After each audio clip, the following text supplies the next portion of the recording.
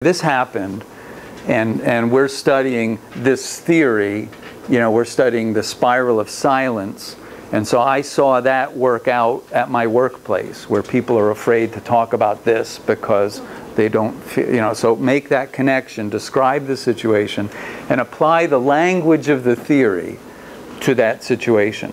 This is the key thing that has to happen in theory course for you. Every theory has a language to it. It has terms, you know, language for description. And you've got to match that language up. Let's say they, you know, the language A, B, C, D are the words that are used. And here's the experience, you know, that happened. You had this conversation and these things happened. You've got to connect them. You got to show, okay, when this happened, this was what Searle calls an illocutionary speech act, you know, or a promise or something else. Make the connection with the book and with theory. You know, it may take us a week or two to ramp up to this because you don't have any theory yet. You know, but at this point you can just look at interesting or confusing or frustrating communication events and begin to ask, what's going on there? How long should each interview? You'll see the application log. Just figure a page at the most. I don't want a super long thing, you know. Just a page at the most. So on an email, what does a page look like, right? If it comes up on my screen, a page of, you know, what's that? 300 words. Yeah, I don't know. That's a good point to find out. Yeah. It's closest between Yeah, just don't go on forever, but don't just blow it off and, you know, write it in 3 minutes. Believe it or not, I can tell, you know, when that happens. Do you want us to send it to you as an attachment, like as a Word? No, send it as a text, right in the Right in the email if you would, yeah. Then I don't have to bother with the attachments and all that stuff. Yeah, I throw all these in a folder, I keep them, you know, till the end of the semester so I can review them and go back.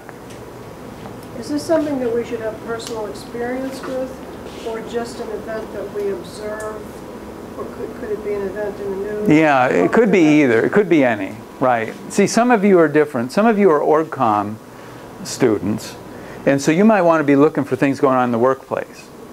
Others of your speech comm, you may be looking for interpersonal things that are happening.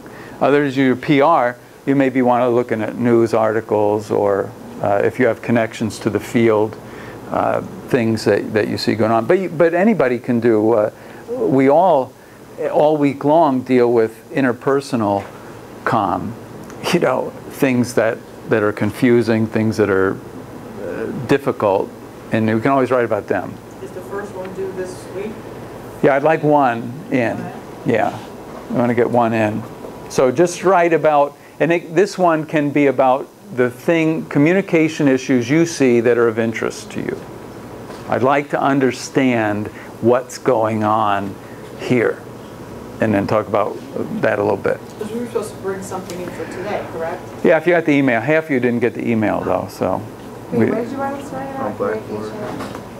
What's that? What did you write? What did you want our first article to be about? Communication. This first reflection journal thing can be about what in your communication experiences or events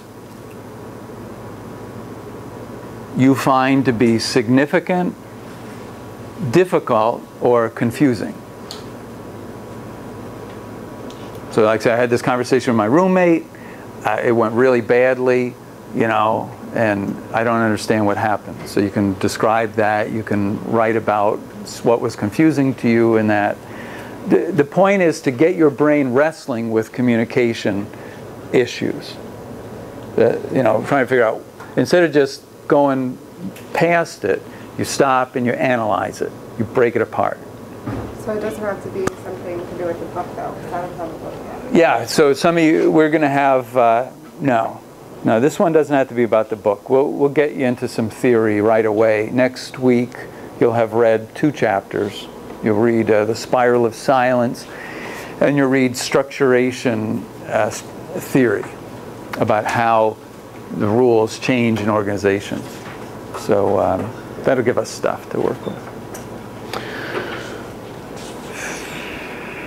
Right, so let's look over the schedule, just so you're good on it. Yeah, so it's either 2 chapters or 1 chapter that we're doing. Next week, like I said, we're going to look at something about public opinion. So those of you in PR, hopefully this will be interesting to you. The question of how public opinion gets formed. And why do people talk about some things, and why are people afraid to talk about some things, voice some opinions. And there's a theory about that. And it's being used in applications to change public opinion. So we'll look at spiral of silence. Then we'll look at adaptive structuration theory, which again has to do with how do organizations change, the rules in organizations. And are you just have to go along with them, or if you fight them and then they chew you up, how do you work within organizational rules? So then how does communication take part in that? So that'll be what we do there. So then from there on we go into the next week's standpoint theory, about your perspective from where you are. Those of you in food service, you'll understand this, that the kitchen staff have a totally different view of the job than the waiters do, the wait staff, which have a totally different view of the job than the management has. So how does that work? And so we'll look at that together. Muted group theory is our kind of feminism chapter, and the question of language and male language and patriarchal language. So we'll do that. Then we come to speech codes. We'll look at Jerry Phillipson's work in Teamsterville.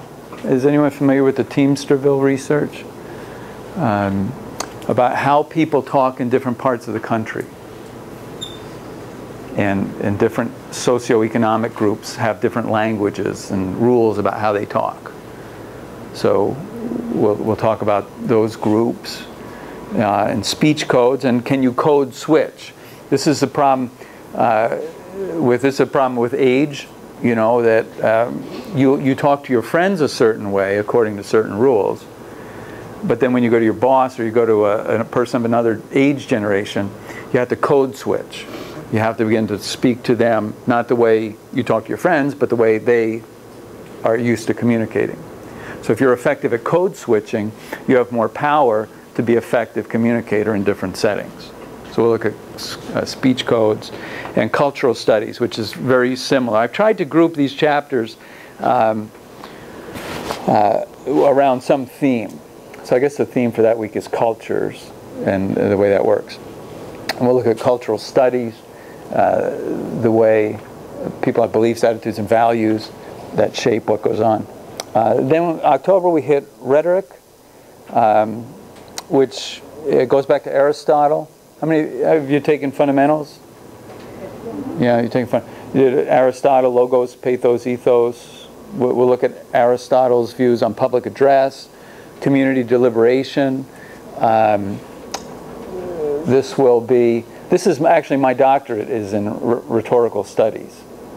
So I was very interested in the question of public address and how people's decisions get made in public settings. So rhetoric will be a good topic for us. The week after that is semiotics.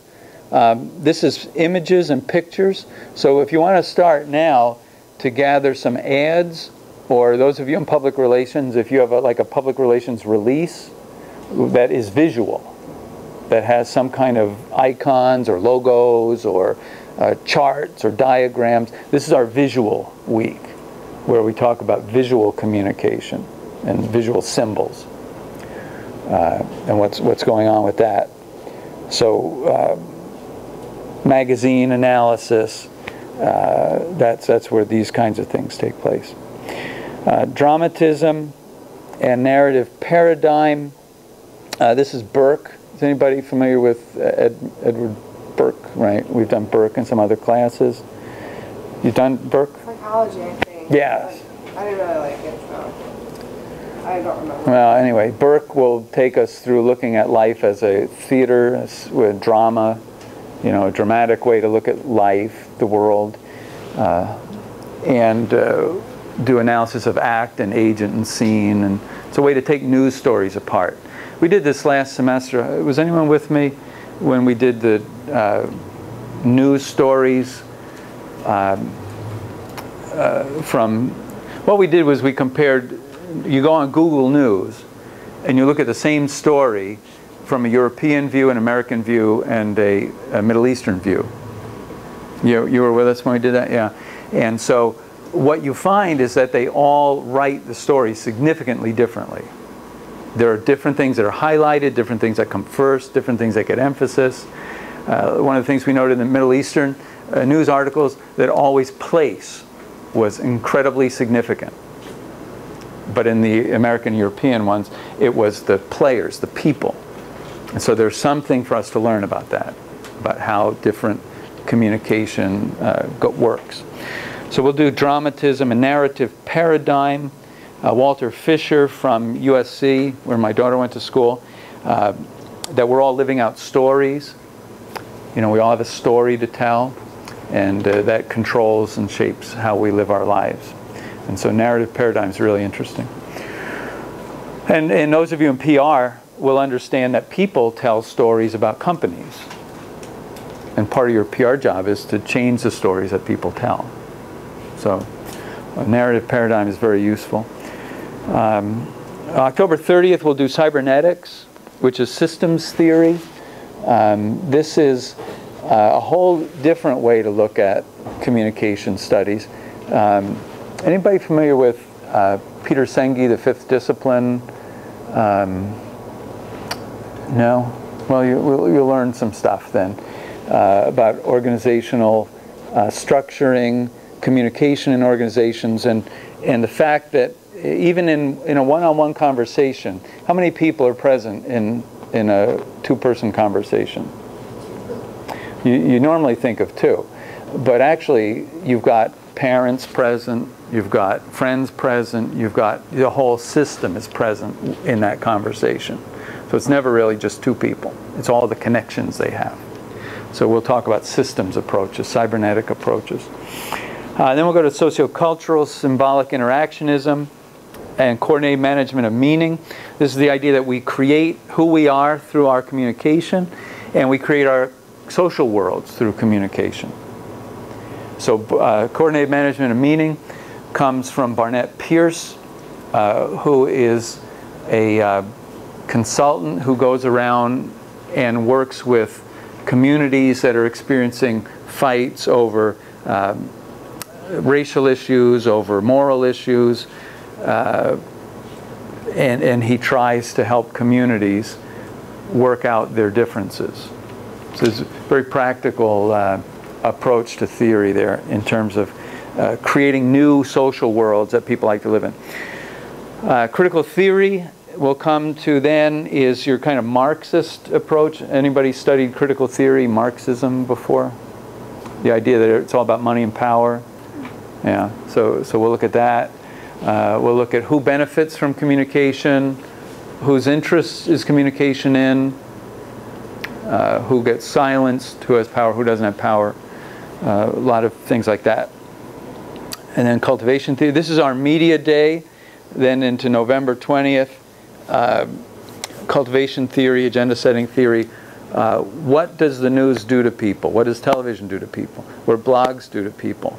How do they create communities that share an interpretation of what's going on?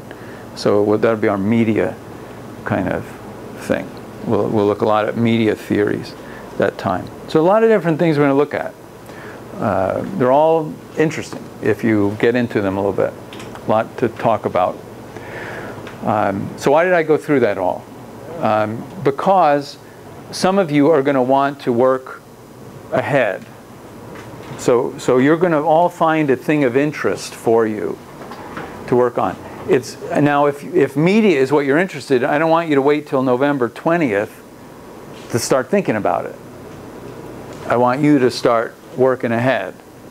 So you might want to just breeze through some of these chapters and get a feel for what's going on. I tried to give you a little overview of it. But talk to me by email if you're like, oh, I'm not sure this is kind of what I'm interested in. And as you write me your application logs, I'm going to suggest things to you that you may want to look at that may help explain what you're talking about. So so then we'll have student projects, makeup, whatever we get messed up with. Hopefully we won't miss any classes. I don't plan on it, but things happen. And then we'll review, and then there's your final. Your final's on a Friday from 1 to 3. So you know that already.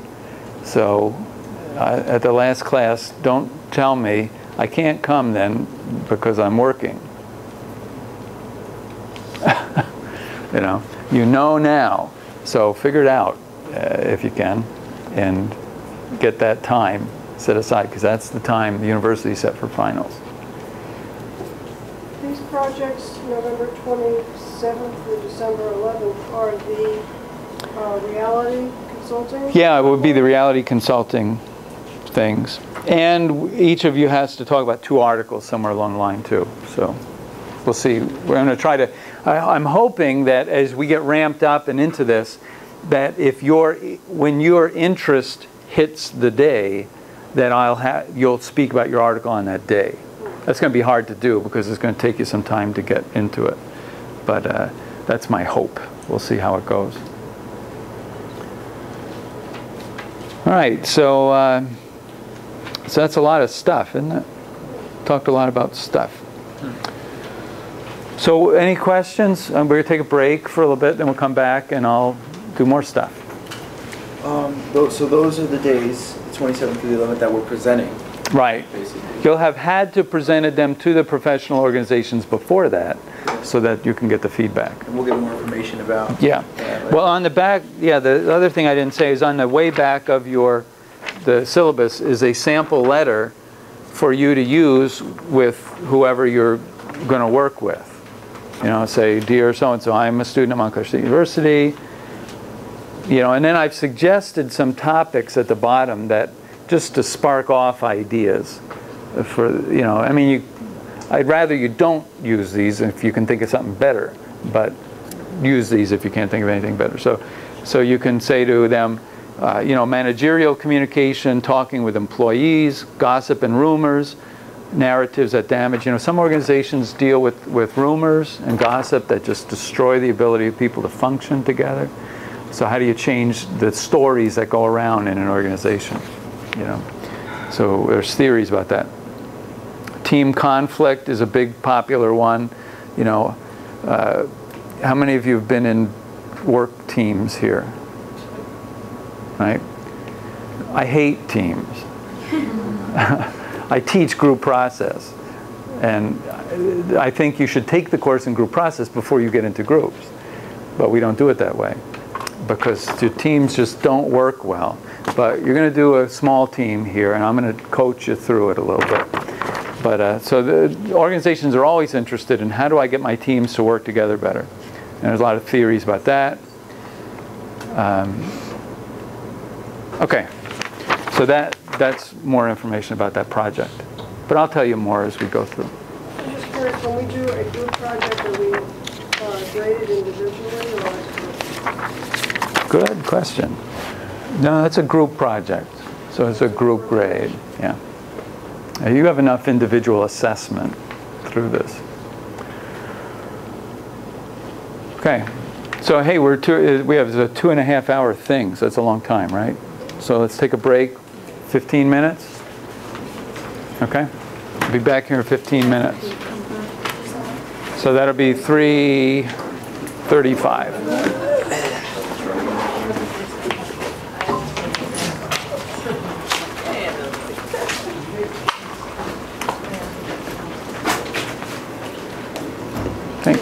I'm going to have to come back here and shut off our MP4.